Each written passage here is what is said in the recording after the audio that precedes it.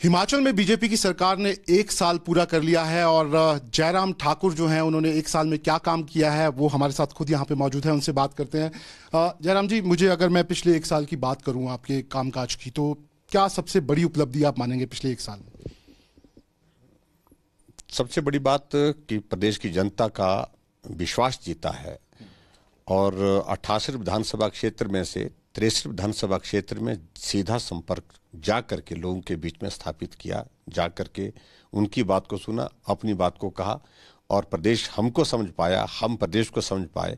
ये सारी चीज़ों को लेकर के एक तो ये, और उसके बाद प्रदेश के लोगों की समस्याओं का समाधान मौके पर हो, दफ्तरों में जाना आना कम हो, अफसरों के चक्कर कम लगे, उस दृष्टि से एक त्वरित समाधान की दृष्टि से हमने जल्दी मौके पर ही समाधान हो समस्या का, उसके लिए एक योजना हिमाचल प्रदेश में शुरू की जिसका नाम हमने जनमंच रखा है। और जनमंच एक ऐसा माध्यम है जहां पूरा प्रशासन जिला का कैबिनेट मंत्री के साथ एक जगह जाते हैं और वो स्थान 1 महीने पहले तय हो जाता है कहाँ जाएंगे, और उस मीटिंग में, उस कार्यक्रम में जाकर के लोग अपनी समस्याओं का जिक्र करने के लिए आते हैं, लिखित रूप से देते हैं, ऑनलाइन देते हैं और मौके पर उनका समाधान होता है। राशन कार्ड बनाना है, मौके पर हाथ में मिलता है। किसी का मेडिकल सर्टिफिकेट बनना है, मौके पर मेडिकल सर्टिफिकेट बन करके उनके हाथ में दे दिया जाता है।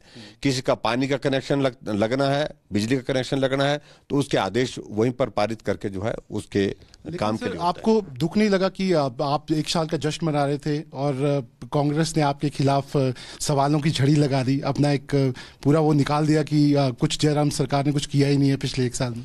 देखिए, उसकी जो मुझे बहुत ज़्यादा परवाह नहीं है कि जिस रूप में हमने कहा था कि सत्ता परिवर्तन के साथ पीढ़ी का परिवर्तन भी हुआ है जी।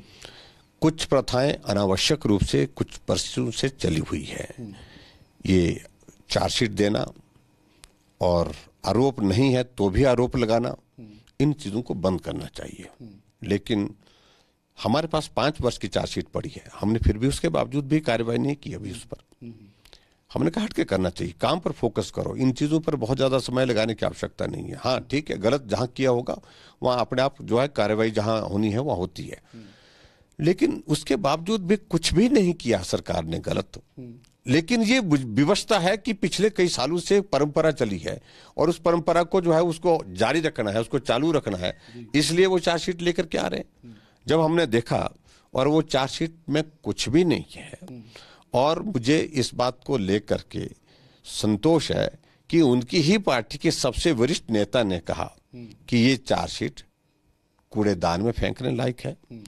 ना मुझे पूछा गया, ये सुक्खू की चार्जशीट है और वो जो कांग्रेस पार्टी के अध्यक्ष हैं, और मुझे ना बताया गया, मुझे ना जानकारी है क्या उसमें लिखा है, कहां से उन तथ्यों को वहां पर प्रस्तुत करने की कोशिश की है।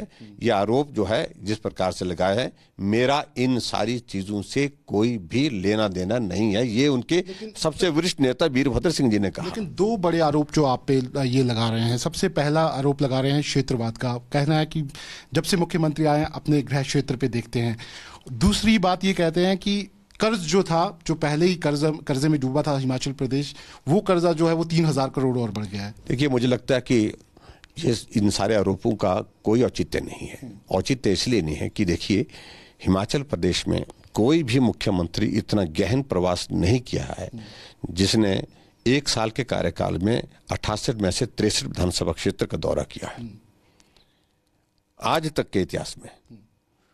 और जब पूरे प्रदेश भर में मुख्यमंत्री पूरी साल घूमा है तो क्षेत्रवाद का सवाल ही पैदा नहीं होता है। अगर मैं बात करूं, नरेंद्र मोदी जी ने जो अलग अलग स्कीम शुरू की हैं, आपको लगता है हिमाचल के हर एक नागरिक तक आप पहुंचाने में कामयाब हो गए हैं? कि हम काफी हद तक सफल हुए हैं। उज्ज्वला योजना का बहुत बड़ा इम्पैक्ट है और साथ में जो डिजिटल इंडिया का, उसका भी यूथ में बहुत बड़ा इम्पैक्ट है, और जो बैंकिंग के सारे इसमें जो है वो जिस प्रकार से सारी चीज़ों को लेकर के उनने अब आगे बढ़ कर के जो काम किया है उसका बहुत बड़ा इम्पैक्ट है।